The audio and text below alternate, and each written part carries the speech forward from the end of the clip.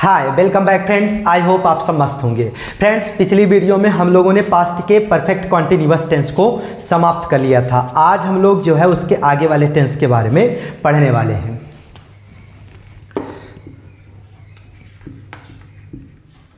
Future indefinite tense. Future indefinite tense. अब इसकी पहचान सबसे पहले देखते हैं। पहचान: हिंदी वाक्य के अंत में गा, गी, गे का प्रयोग होता है।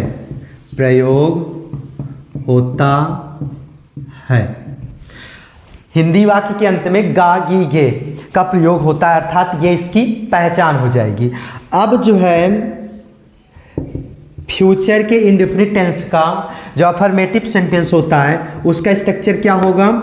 सबसे पहले सब्जेक्ट, उसके बाद फिर विल या शैल, उसके बाद वर्ब का फर्स्ट फॉर्म, ऑब्जेक्ट या कॉम्प्लीमेंट, और फिर उसके बाद जो है अदर वर्ड। उसी तरह से इसका नेगेटिव क्या हो जाएगा? नेगेटिव में क्या होगा? सबसे पहले सब्जेक्ट, उसके बाद विल या शैल, इनके बाद जो है नॉट का प्रयोग होगा। उसके बाद फिर जो है वर्ब का फर्स्ट फॉर्म, ऑब्जेक्ट या कॉम्प्लीमेंट, और फिर अंत में अदर वर्ड। फिर उसके बाद इंट्रोगेटिव हमारा जो है फर्स्ट वाला क्या होगा? जब कोई हिंदी का वाक्य क्या से शुरू होगा उसे हम लोग जो है इंट्रोगेटिव फर्स्ट टाइप कहते हैं, अर्थात उसे हम बोलते हैं यस या नो टाइप सेंटेंस। और इसका स्ट्रक्चर क्या हो जाएगा? सबसे पहले विल या शैल का प्रयोग करेंगे, उसके बाद फिर सब्जेक्ट का प्रयोग करेंगे, फिर वर्ब का फर्स्ट फॉर्म, ऑब्जेक्ट या कॉम्प्लीमेंट, और फिर अदर वर्ड, और फिर अंत में क्वेश्चन मार्क। उसी तरह से इंट्रोगेटिव जो है सेकेंड वाला, जब जो है कोई हिंदी का वाक्य हो और उस वाक्य के बीच में कोई एक क्वेश्चन वर्ड का प्रयोग हुआ हो, तो सबसे पहले हम क्या करेंगे? सबसे पहला काम करेंगे उस क्वेश्चन वर्ड की इंग्लिश लिखेंगे। उसके बाद जो हमारा फर्स्ट वाला इंट्रोगेटिव टाइप है, जो इसका स्ट्रक्चर है सेम एज इट इज, इस WH वाले क्वेश्चन वर्ड के जस्ट बाद सेम इसी चीज को एज इट इज वैसे रख देना है। WH, उसके बाद विल या शैल, फिर उसके बाद सब्जेक्ट, वर्ब का फर्स्ट फॉर्म, ऑब्जेक्ट या कॉम्प्लीमेंट, अदर वर्ड, और फिर क्वेश्चन मार्क। अब जो है कुछ और फैक्चुअल जानकारी है जिसको हम लोग जो है इस फ्यूचर इंडेफिनिट टेंस के माध्यम से जानते हैं। फ्रेंड्स, अगर मान लीजिए, जैसा कि आप सबको पता है, पिछली क्लास में भी आप लोगों ने देखा था, एक शब्द आता है कल, और इस कल शब्द की दो मीनिंग होती है इंग्लिश में। एक होता है यस्टरडे, और इस यस्टरडे का मतलब होता है बीता हुआ कल, और इसका प्रयोग जो है पास्ट के इंडेफिनिट टेंस में किया जाता है। और दूसरा कल होता है टुमारो, और इसका मतलब होता है आने वाला कल, और इसका प्रयोग जो होता है वो होता है फ्यूचर इंडेफिनिट में या फ्यूचर टेंस में। टुमारो का प्रयोग आने वाला कल इसकी हिंदी हो जाएगी, और इसका प्रयोग जो होता है फ्यूचर टेंस में होता है। जबकि कल के लिए यस्टरडे अर्थात बीता हुआ कल, जो कल बीत गया है, उसका प्रयोग जो है हम पास्ट का इंडेफिनिट जो हमारा टेंस होता है उसमें करते हैं। तो ये रही बात कल की। और इसके साथ साथ हेल्पिंग वर्ब आपका दो तरह का आया है, एक शैल और एक जो है विल।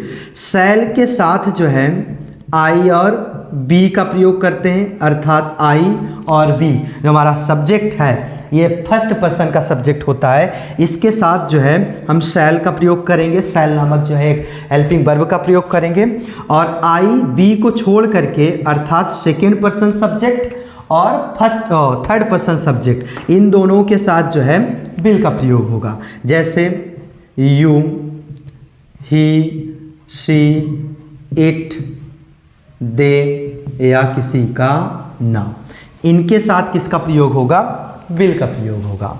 हालांकि अब शैल का प्रचलन बहुत धीरे धीरे कम होता चला जा रहा है और ये जो है प्रचलन धीरे धीरे समाप्त होता चला जा रहा है, इसलिए हर सब्जेक्ट के साथ, हर पर्सन के सब्जेक्ट के साथ विल का ही प्रयोग करना एक कंपलसरी माना जा रहा है। और हम लोग दोनों का प्रयोग कर सकते हैं, आई और बी का प्रयोग जो है शैल के साथ, बाकी इनके अलावा जो सब्जेक्ट्स बच रहे हैं इनके साथ जो है विल का प्रयोग कर सकते हैं। आई होप ये डाउट क्लियर हो गया होगा।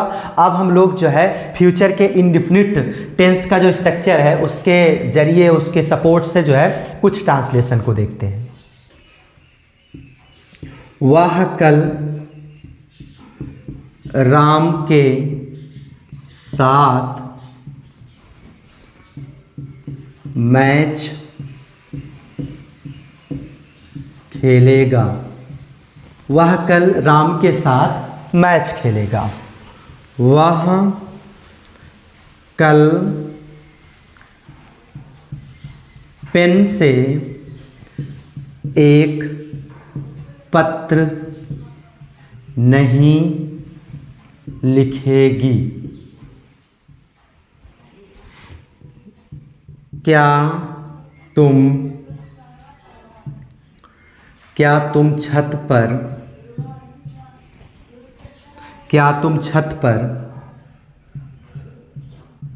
बैठोगे? क्या तुम छत पर बैठोगे? अब फ्रेंड्स यहाँ पर सबसे पहला सेंटेंस हमारा अफर्मेटिव सेंटेंस है, दूसरा जो है निगेटिव सेंटेंस है, तीसरा जो है इंट्रोगेटिव सेंटेंस का फर्स्ट टाइप का है जिसे हम जो है यस या नो टाइप का सेंटेंस कहते हैं। तो सबसे पहले हम अफर्मेटिव का स्ट्रक्चर इस वाले सेंटेंस पर लगाते हैं। ये हमारा सब्जेक्ट है ही, और उसके बाद फिर जो है खेलेगा, इसके लिए जो है हम क्या लगाएंगे? Will play. He will play match. Match के साथ के लिए हम क्या लगाएंगे? विथ, और के साथ से पहले क्या है? राम, और राम से पहले क्या है? कल, और चूंकि ये फ्यूचर की बात हो रही है तो यहाँ पर कल के लिए टुमारो का प्रयोग होगा। उसी तरह से वह कल पेन से एक पत्र नहीं लिखेगी, यहाँ पर सब्जेक्ट है सी, चूँकि ये कैटेगरी में फीमेल है। सी लिखेगी मतलब कि यहाँ पर विल है, और नहीं लिखेगी तो यहाँ जस्ट इसके बाद क्या हो जाएगा? Will not. She will not write, she will not write a letter. और किससे लिखना है? पेन से। She will not write a letter with pen. और कब? कल की बात हो रही है तो यहाँ पर क्या हो जाएगा? Tomorrow, full stop. उसी तरह से क्या तुम छत पर बैठोगे? अब यहाँ पर यस या नो टाइप का मतलब क्या हुआ? प्रश्न किया जा रहा है, क्या तुम छत पर बैठोगे? या तो जवाब आएगा यस या तो जवाब आएगा नो। तो इसलिए ऐसे वाक्यों को हम लोग जो है यस या नो टाइप कहते हैं, क्योंकि इसमें जो है क्या आया है, क्या से अगर शुरू होता है तो वो हमारा क्या हो जाएगा? यस या नो टाइप। अब जिस टेंस में होगा उस टेंस का जो हेल्पिंग वर्ब होगा उसकी इंग्लिश सबसे पहले हम क्या की जगह पर रखेंगे। तो यहाँ पर क्या है, क्योंकि ये फ्यूचर का इंडेफिनिट है और इसमें जो है हेल्पिंग वर्ब विल या शैल का प्रयोग होता है। यहाँ पर तुम है तो यहाँ पर क्या की जगह पर? विल का प्रयोग। उसके बाद फिर यूं, विल यूं। बैठना की English sit, will you sit छत पर? On roof, on roof. तो कुछ इस तरह से इसका ट्रांसलेशन हो जाएगा। आप कुछ और सेंटेंस देखते हैं। क्या वे कल अपने मित्र के साथ स्कूल नहीं जाएंगे? नहीं जाएंगे। अब फ्रेंड्स यहाँ पर क्या है? क्या से भी शुरू हुआ है और यहाँ पर नहीं भी आया है। तो सबसे पहले अगर क्या से शुरू हुआ है, सबसे पहले कर्ता के हिसाब से विल या शैल का प्रयोग होगा। तो सबसे पहले यहाँ पर चूंकि दे है, वे, और इसके साथ जो है विल का प्रयोग होता है, विल लगा देना है। उसके बाद सब्जेक्ट, उसके बाद फिर क्या करना है, यहाँ पर इंट्रोगेटिव और निगेटिव दोनों है, तो सब्जेक्ट के जस्ट बाद, अगर इंट्रोगेटिव और निगेटिव दोनों साथ में आता है तो सब्जेक्ट के जस्ट बाद जो है हमें नॉट का प्रयोग करना होगा। तो यहाँ पर दे सब्जेक्ट है, इसके जस्ट बाद क्या लगा देना है, नॉट। विल दे नॉट, और उसके बाद फिर जाएंगे गो टू स्कूल, किसके साथ, विद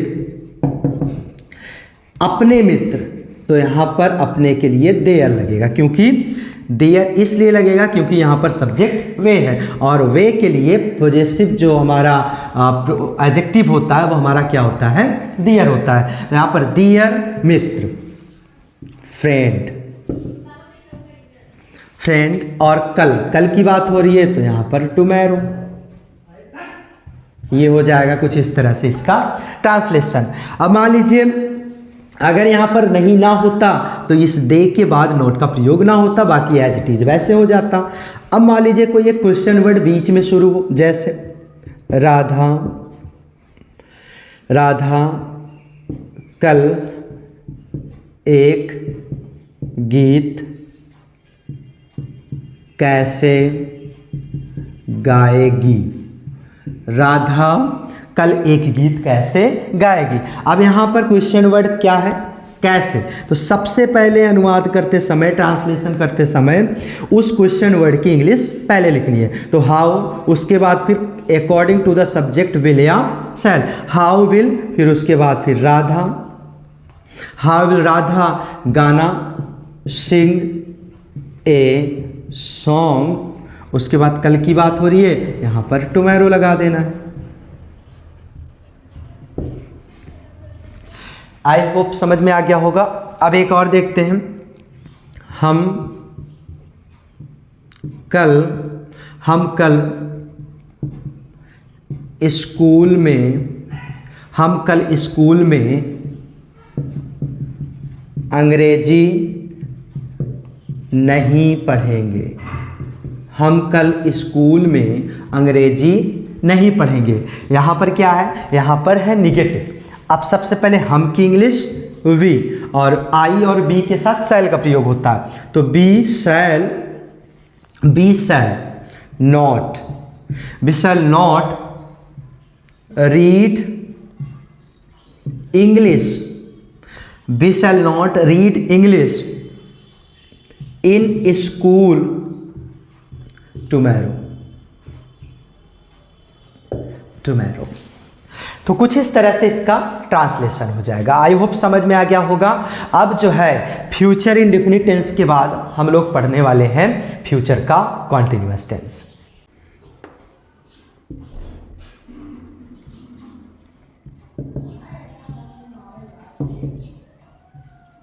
फ्यूचर कॉन्टिन्यूअस टेंस, इसकी पहचान क्या होगी, पहचान, हिंदी वाक्य के अंत में रहा होगा, रही होगी, रहे होंगे,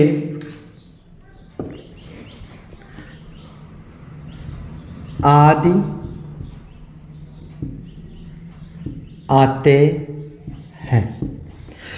हिंदी वाक्य के अंत में रहा होगा, रही होगी, रहे होंगे, रहा हूँगा, अगर इन चीज़ों को अगर आप लोग देखते हैं अगर किसी भी हिंदी वाक्य के अंत में, तो वो सेंटेंस जो होगा फ्यूचर का कॉन्टिन्यूअस टेंस होगा।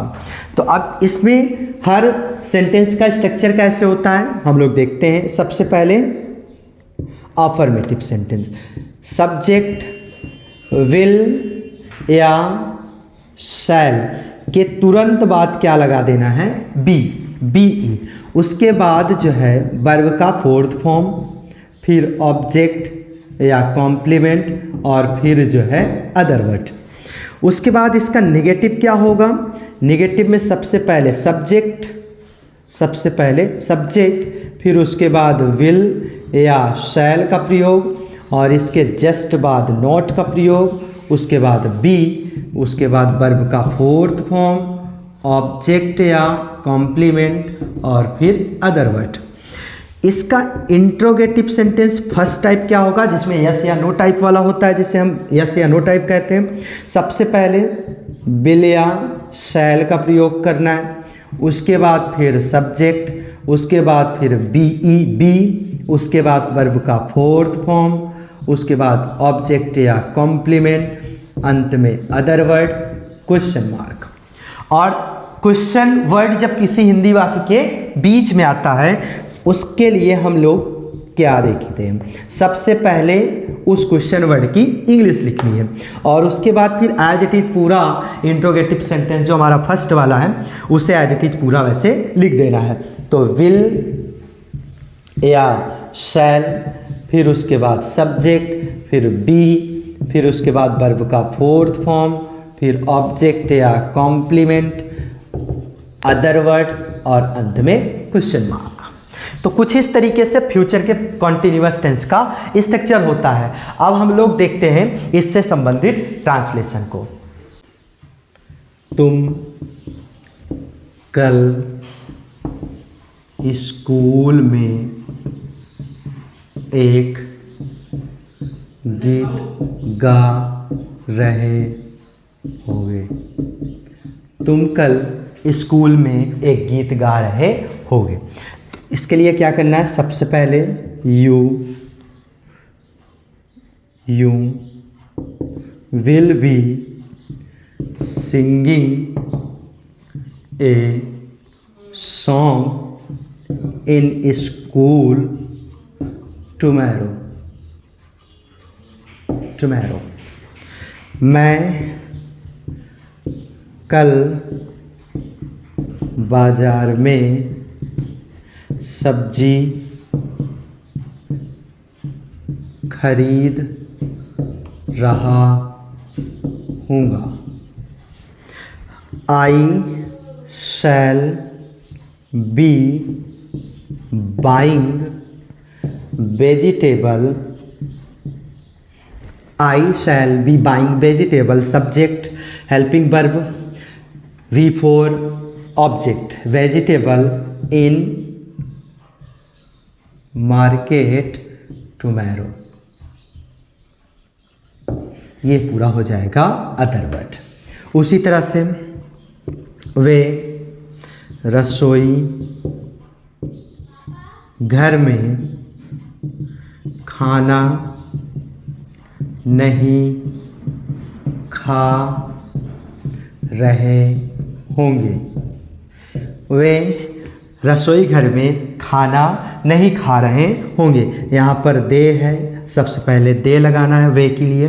उसके बाद फिर विल निगेटिव है तो इसके जस्ट बाद नॉट, उसके बाद फिर be, they will not be, फिर उसके बाद खा रहे, ये हमारा वर्ब का फोर्थ फॉर्म, उसके बाद फिर खाना तो फूड, ऑब्जेक्ट, उसके बाद रसोई घर में ये अदर वर्ड हो जाएगा किचन। तो कुछ इस तरीके से ट्रांसलेशन हो जाएगा इसका। कुछ और सेंटेंस देखते हैं, कुछ और उदाहरण देखते हैं। क्या अध्यापक कल कक्षा में इतिहास पढ़ा रहा होगा? यहाँ पर यस या नो टाइप आ गया, क्योंकि यहाँ क्या से शुरू हो रहा है तो सबसे पहले सब्जेक्ट के अकॉर्डिंग इस क्या की जगह पर विल या शैल का प्रयोग होगा। तो यहाँ पर अध्यापक है तो यहाँ पर विल का प्रयोग होगा, विल द टीचर। उसके बाद फिर इस बी को इस सब्जेक्ट के तुरंत बाद रख देना है। विल द टीचर बी पढ़ा रहा होगा तो टीचिंग हिस्ट्री, ऑब्जेक्ट क्या हो जाएगा history. In school in class और कल की बात हो रही है तो यहाँ पर क्या लगा देना है टुमारो। क्या मेरा भाई अपने दोस्तों के साथ दोस्तों के साथ टेनिस खेल रहा होगा। सबसे पहले क्या से शुरू है, इस क्या से शुरू होने की वजह से सब्जेक्ट के अकॉर्डिंग यहाँ पर विल या शैल का प्रयोग होगा। तो यहाँ पर मेरा भाई सब्जेक्ट है, तो यहाँ पर विल लगेगा। तो will my brother, will my brother, इसके बाद जो है be, will my brother be खेल रहा होगा, तो प्लेइंग टेनिस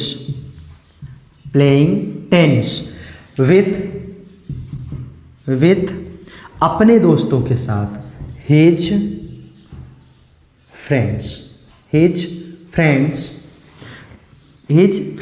बस यहाँ पर क्वेश्चन मार्क।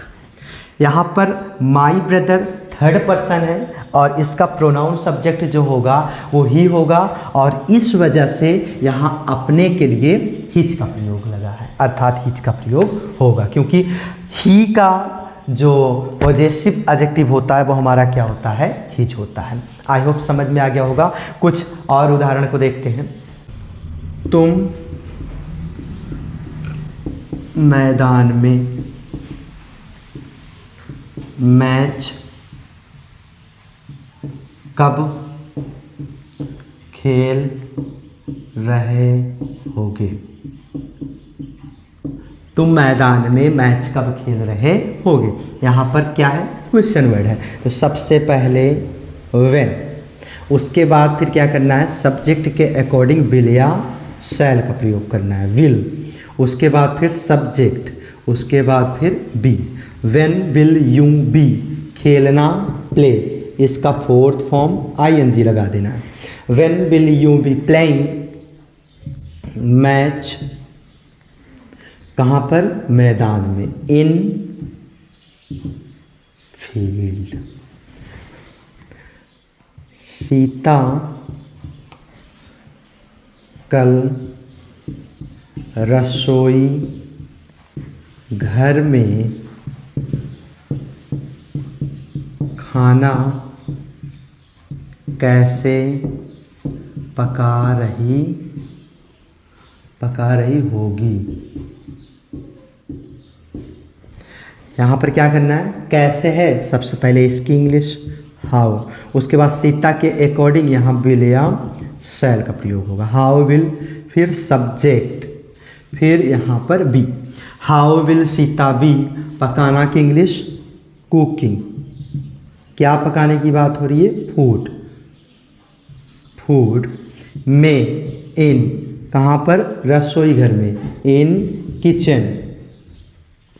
और कब की बात हो रही है, कल की, तो यहाँ पर टुमारो लगा देना है, और फिर अंत में क्वेश्चन मार्क। एक और देखते हैं।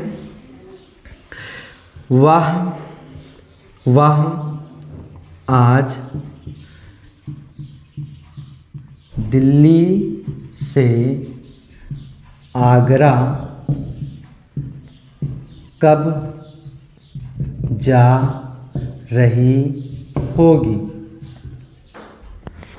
वह आज दिल्ली से आगरा कब जा रही होगी, तो यहाँ पर सबसे पहले क्वेश्चन वर्ड आया है, तो यहाँ पर व्हेन, उसके बाद फिर वह के अकॉर्डिंग विल या शैल, विल लगा देना है, फिर यहाँ पर सी, व्हेन विल सी, और इसके जस्ट बाद be, when will she be, जा रही होगी, तो गो के आगे आईएनजी, मतलब कि वर्ब का fourth form, when will she be going to